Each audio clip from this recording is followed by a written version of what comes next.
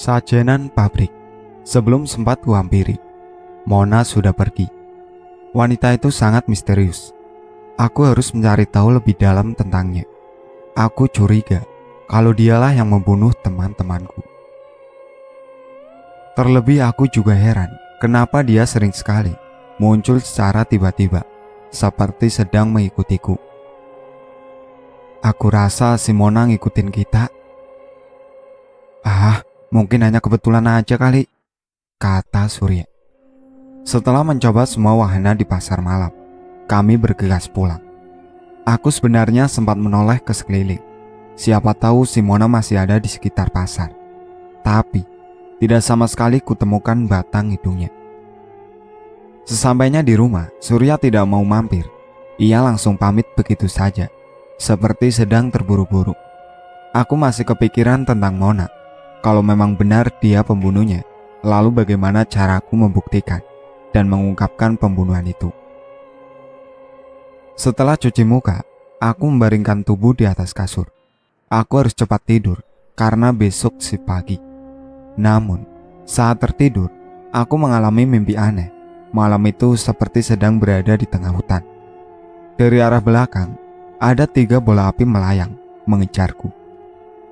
Aku lari sekuat tenaga, tapi bola api itu melayang dengan cepat hingga menggapai dan membakar punggungku.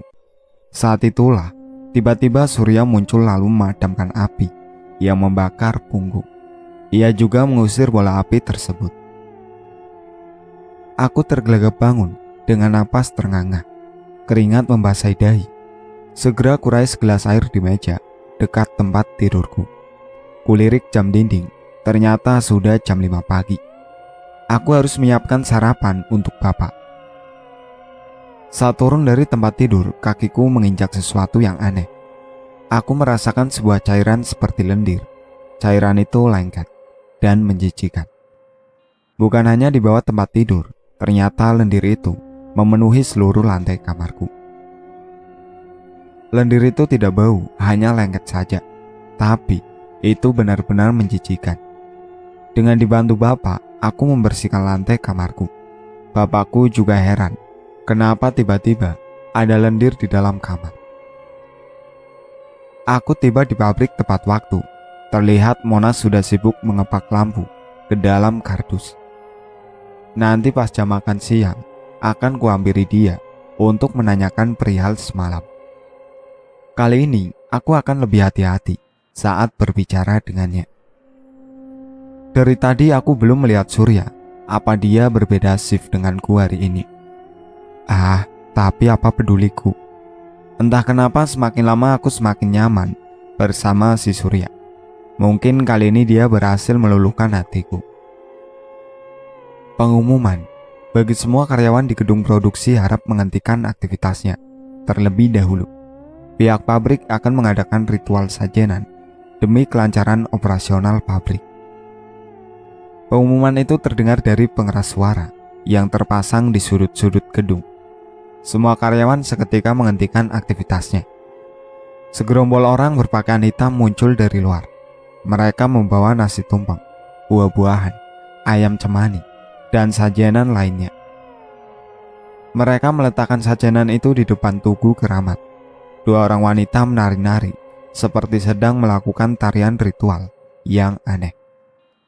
2 dukun membaca mantra dengan sangat keras, sedangkan yang lain hanya duduk sila menghadap tugu. Ngusir setan kok pakai tarian? Aneh banget, bisik Ulfa di telingaku. Dia teman satu shift denganku hari ini. Iya, dukun palsu kali. Masa mau ritual aja rame-rame gitu? Udah kayak mau ngantri sembako. Aku tidak percaya dengan kesaktian dukun-dukun itu. Jangan-jangan mereka satu keluarga. Ulfa tertawa kecil. Mungkin saja iya. Tapi aku gak habis pikir, kenapa yang punya pabrik percaya sama dukun? Kulirihkan suaraku. Mungkin karena udah ada 2 karyawan mati tiba-tiba, makanya mereka minta tolong sama dukun. Jelas Ulfa. Bisa jadi sih. Setelah selesai menari-nari dan membaca mantra, mereka keluar dari gedung. Terlihat sangat aneh dan konyol, pikirku. Seperti yang sudah kurencanakan, aku menghampiri Mona saat jam makan siang di kantin pabrik. Dia sedang duduk bersama seorang lelaki, tapi aku tidak kenal lelaki itu. Yang jelas dia adalah karyawan pabrik juga. "Hai, boleh aku gabung?" Aku meletakkan botol minum dan wadah makanan di meja mereka. "Oh, hai, Desi, silahkan, gabung saja sini." Mona dengan ramah mempersilakanku. Kantin pabrik sedang ramai sekali, sehingga dapat terdengar gemuruh para karyawan yang sedang makan siang sambil mengobrol. Awalnya aku hanya berbasa-basi mengobrol dengan mereka berdua tentang hal-hal sepele. Namun, sebelum menyelesaikan makan siang, aku masuk ke inti pembicaraan. "Oh iya, semalam aku sempat lihat kamu di pasar malam. Itu beneran kamu bukan sih?" "Oh iya, semalam aku jalan sama pacarku ke pasar malam dan gak sengaja lihat kamu naik biang lala." "Pacarmu?" "Iya, aku pacarnya Mona." Lelaki di sampingku menyela obrolan. "Oh, iya ya, kukira kamu ngikutin aku." "Maksudnya gimana?" Mona tersenyum sambil mengerutkan dahi. Lupakan, jangan dibahas lagi." Aku nyengir malu. 2 hari kemudian, aku kembali mendengar kabar buruk kalau kuburan Diana ada yang membongkar. Mayatnya juga hilang. Lagi-lagi pencurian mayat terjadi. Ini aneh sekali. Setiap temanku mati pasti mayatnya dicuri. Ada apa sebenarnya dengan mereka? Mengintai Mona. Sepulang kerja, aku sengaja duduk di pangkalan ojek dekat pabrik untuk menunggu Mona. Tidak lama berselang dia keluar dari gerbang pabrik. Dia tidak diantar pacarnya. Mungkin saja pacarnya sudah berbeda shift. Bukannya langsung pergi, ia malah berdiri di pinggir jalan raya seperti sedang menunggu angkot lewat. Aneh, mau kemana dia? Bukankah kontrakannya dekat dengan pabrik? Aku segera meminta salah satu ojek agar bersiap mengantarku. Para tukang ojek itu sempat rebutan penumpang. Aku berdecak kesal dan memilih salah satu dari mereka yang punya kaca helm gelap agar bisa menutupi wajahku. Mona naik angkot nomor 06. Jelas, itu jurusan Jatiwung. Ojek yang kutumpangi berangkat membuntuti angkot tersebut. Tepat di pertigaan, Mona turun. Ia menyeberang jalan, lalu kembali menunggu angkot. Dari kejauhan aku terus memperhatikannya. Beberapa angkot yang melintas di hadapannya, ia lewatkan begitu saja. Baru ketika datang, sebuah angkot jurusan Balaraja muncul. Ia melambaikan tangan. "Pak, ikuti angkot itu," pintaku dengan tergesa-gesa. "Siap, Neng." Tidak sampai Balaraja, Mona sudah turun di depan sebuah pabrik hebel. Anehnya, pabrik itu terlihat sudah terbengkalai. Cat gerbang utamanya pudar dan berkarat. Tanaman liar rimbun, dan ada juga yang merambati gerbang. Papan besi yang bertuliskan nama perusahaan juga sangat usang dan berkarat. Tampaknya pabrik itu sudah tidak lagi berpenghuni. Tanpa menoleh ke sekitar, Mona berjalan ke arah pabrik hebel. Dia masuk melalui celah gerbang yang menganga, seperti bekas dirusak seseorang. Buru-buru, aku turun dari ojek.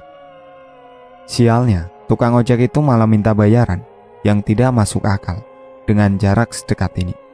Aku tidak mau berdebat lama, lalu membayar sesuai yang diminta. Segera aku bergegas masuk ke dalam pabrik, melalui celah gerbang seperti yang dilakukan Mona.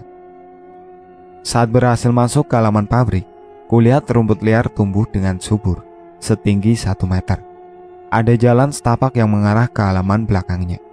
Aku melangkah perlahan, mengikuti jalan setapak itu. Sesampainya di halaman belakang pabrik, kulihat Mona seperti sedang mencari sesuatu di antara semak-semak. Aku bersembunyi di balik tembok, mengintipnya dari kejauhan. Mona menginjak-injak permukaan tanah. Entah apa yang sedang Mona lakukan. Seolah menemukan lokasi harta karun, Mona buru-buru mencari benda yang bisa digunakan untuk menggali tanah. Ia menemukan sebuah skop tua yang tergeletak tidak jauh dari tempatnya berdiri. Aku terus mengintipnya. Ia menggali tanah itu dengan sekuat tenaga. Selang beberapa menit, ia menutup hidungnya dengan kerah baju. Matanya menyipit. Mungkin saja ia menemukan sesuatu yang menjijikan. Dari dalam tasnya, Mona mengeluarkan sarung tangan plastik. Dan betapa terkejutnya aku saat Mona mengangkat sebuah mayat dari dalam tanah itu. Itu mayat perempuan. Aku mengenali wajahnya meski sudah sedikit rusak. Jelas sekali, itu Herni. Belum sempat aku menghampiri Mona, terdengar suara segerombolan lelaki mendekat. Aku panik. Tanpa pikir panjang, aku masuk ke dalam pabrik melalui celah dinding yang bolong untuk bersembunyi. Untuk saat ini, aku tidak berani menghampiri mereka. Ada 5 lelaki berjaket hitam dan berbadan besar. Bisa jadi aku dibunuh kalau sampai mereka tahu keberadaanku. Aku sangat ketakutan, keringat membasahi dahi. Bagaimanapun aku harus segera kabur saat mereka sedang sibuk mengobrol. Aku segera kabur tanpa diketahui oleh siapapun. Sepanjang perjalanan, aku bingung apa yang harus kulakukan. Dugaanku memang benar, Mona pasti dalang dari kematian teman-temanku. Di situasi seperti ini, aku harus hati-hati. Sebab, kalau sampai Mona tahu, ia pasti akan membunuhku juga. Selepas Isya, pintu rumahku diketuk. Itu pasti Surya. Sudah beberapa hari ini aku tidak bertemu dengannya, dan aku sangat rindu. Namun, saat ku buka pintu, ternyata dugaanku salah. Yang bertamu adalah Mona. Dia berdiri di hadapanku, sambil tersenyum ramah. Di sela jari tangan kanannya ada sebatang rokok yang menyala. "Hai Desi," sapanya. Aku ketakutan. Dari mana dia tahu alamat rumahku? Bekas kuburan. "Mona, kamu tahu dari mana alamat rumahku?" "Hai Desi, dari teman-teman di pabrik. Maaf, datangnya mendadak. Aku cuma mau ngomong sesuatu sama kamu." "Apa ya?" Aku penasaran. "Boleh aku masuk dulu?" tanya Mona. Aku mempersilahkannya untuk masuk. Kami duduk di sofa ruang tamu. "Mau minum apa?" "Nggak usah repot-repot, Des." Aku tetap mengambilkannya air putih. "Des, aku mau langsung saja ke inti pembicaraan." "Iya, kenapa Mona?" Aku berusaha untuk tenang. Aku yakin kalau Surya sudah mati, dan bisa saja selanjutnya kita. Pernyataannya singkat, tapi seperti palu yang menghantam dadaku dengan keras. Maksud kamu?" "Sebenarnya, aku sengaja kerja di pabrik itu hanya untuk mencari tahu tentang kematian kakakku yang misterius. Dulu, kakakku juga salah satu karyawan di pabrik itu. Dia meninggal dengan luka tusukan di perut, dan sehari setelah dikubur mayatnya hilang. Aku yakin ada yang belum terungkap dari kematian kakakku." "Kamu mengarang cerita, Mon. Aku sudah tahu semuanya, termasuk mayat di halaman pabrik tua itu," kataku sinis. "Aku tidak mengarang cerita, Desi. Aku kesini untuk menyelamatkan nyawamu. Masih ada kesempatan agar kita berdua bisa hidup. Soal mayat Herni, sudah kulaporkan ke polisi. Aku sudah lama memata-matai para kepala pabrik itu. Mereka yang menumbalkan dan mencuri mayat Herni untuk dijadikan sesembahan setan agar produk mereka laris." Aku diam dan mulai mempercayai omongannya. "Des, pabrik tempat kita kerja itu angker. Kata orang, dulunya pabrik itu bekas kuburan. Setiap tahun pasti minta tumbal." Mona berusaha meyakinkanku. "Lalu apa rencanamu?" "Malam ini juga kamu harus ikut aku." "Kemana?" "Ke pabrik. Kuncinya adalah tugu keramat itu, Des. Kata dukun yang aku datangi, selama tugu itu masih ada, pabrik kita akan terus makan korban." "Mau kamu apakan tugu itu?" "Kita hancurkan, Des, biar gak ada lagi korban." Saat kami sedang serius mengobrol, ada seseorang yang mengetuk pintu. Itu pasti bapak. Ia baru datang dari masjid. "Wah, ada tamu," sapa bapak. "Iya pak, saya Mona, temannya Desi." Kok air putih minumnya? Di dapur ada sirup kan, Des? Bapak menatapku. Oh, gak apa-apa pak, saya yang minta air putih kok. Sebelum aku menjawab bapak, Mona sudah menyela terlebih dahulu. Ya sudah, kalau begitu, lanjutkan saja obrolannya ya. Bapak beranjak ke kamar. Desi, kamu masih mau hidup kan? Bisik Mona. Aku mengangguk. Percaya sama aku, ikut aku sekarang. Ini soal nyawa kita dan nyawa para karyawan di pabrik. Jangan sampai ada korban lagi. Akhirnya aku percaya pada Mona. Aku pamit ke bapak dengan alasan pergi main ke kontrakan Mona. Kami naik becak menuju pabrik. Kebetulan saat itu adalah tanggal merah. Pabrik sedang libur produksi karena belum ada pesanan yang mendesak. Jadinya tidak ada karyawan yang dilemburkan. Kami berdua dengan mudah masuk ke dalam pabrik dengan alasan ingin mengambil barang yang tertinggal. Pak Satpam tidak curiga sedikit pun. Ia mempersilahkan kami masuk. Gedung produksi gelap. Mona menyalakan lampu di blok packing. Gimana cara kita memusnahkan tubuhnya? Tanyaku. Belum sempat aku menoleh ke Mona yang sedang berdiri di belakangku. Tiba-tiba, sebuah benda keras menghantam kepalaku. Aku terkapar tidak berdaya dengan darah tercacar di lantai. Sebelum tidak sadarkan diri, kulihat Mona tersenyum sambil memegang sebuah martil. Tubuhku diseret, pandanganku perlahan kabur. Riwayat pabrik. Entah apa yang terjadi selanjutnya, kulihat tubuhku terbaring tidak berdaya. Tempurung kepalaku pecah. Darah kental berwarna merah kehitaman membasahi wajah. Aku menangis melihat tubuhku sendiri yang mati mengenaskan. Mona dengan sadis menyayat dadaku dan mengeluarkan organ jantung. Sudah non. Aku terkejut melihat Pak Sutyo muncul dari pintu gedung. Ia menyorotkan sebuah senter ke arahku. Sudah kubunuh pak, jaga saja di depan. Aku mau ritual dulu sebentar, pinta Mona. Mereka ternyata sekongkol untuk membunuhku.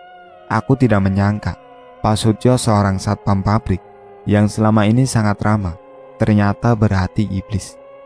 Oke non, beres. Di depan aman kok. Ya sudah sana.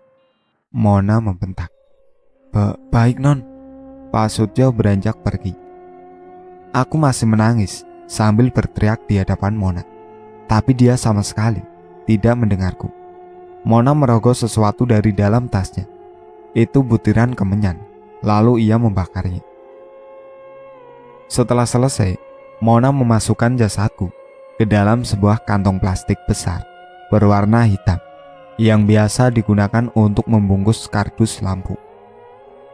Ujung plastiknya ia ikat dengan tali rafia. Lantai yang penuh dengan bercak darah ia bersihkan. Setelah selesai, ia menyemprotkan permukaan lantai dengan parfum agar tidak tercium bau amis. Jasadku mau dibawa kemana Mona? Aku berteriak. Mona menyeret plastik itu sekuat tenaga. Mona, bergegas aku mengikutinya. Ia menunggu seseorang di pintu gedung. Mona menoleh ke arah kanan. Sebuah mobil box masuk ke halaman pabrik dan berhenti di depan Mona. Lelaki berbadan gendut. Ia membukakan box mobil, lalu memasukkan jasadku. Tolong kembalikan jasadku.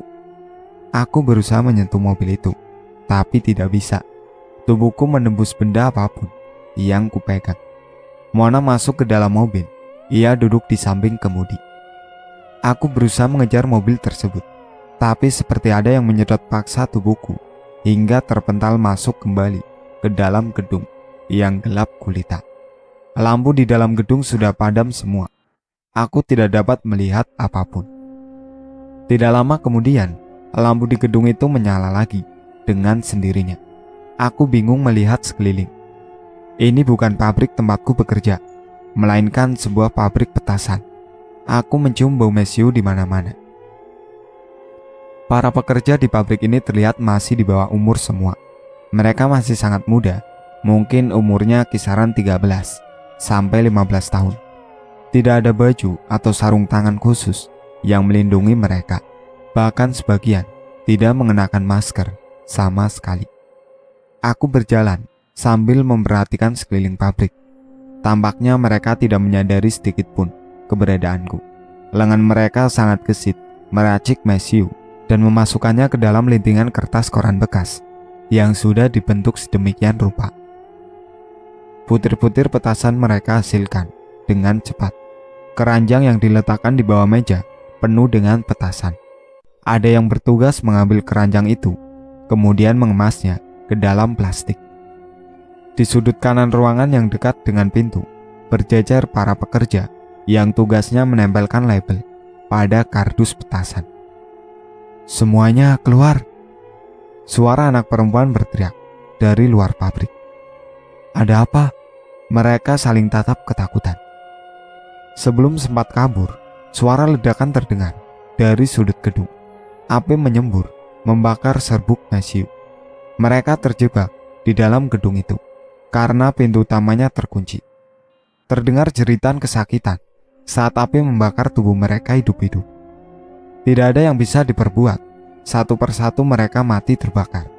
Gedung yang hanya beratap seng tua ambruk menimpa para pekerja yang sedang sekarat kesakitan. Aku menangis ngeri melihat kejadian itu. Tanpa kusadari, lampu kemudian mati kembali. Semuanya sempurna gelap. Dia pelakunya. Lampu menyala kembali. Kali ini tidak ada gedung pabrik.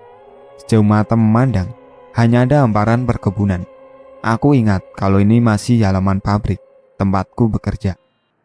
Ada jalan raya yang tidak jauh dari sana. Nah, ini dia lahannya. Nanti kita gusur kuburan ini dari ujung sana sampai ke sini.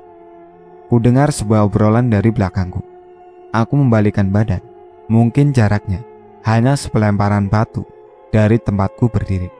Ada dua lelaki dan seorang wanita yang tidak asing bagiku. Wanita itu adalah Mona. Sedang apa dia di sana? "Pokoknya, saya mau pembangunan pabrik lampu saya lancar ya. Saya tidak mau ada kendala masalah lahan."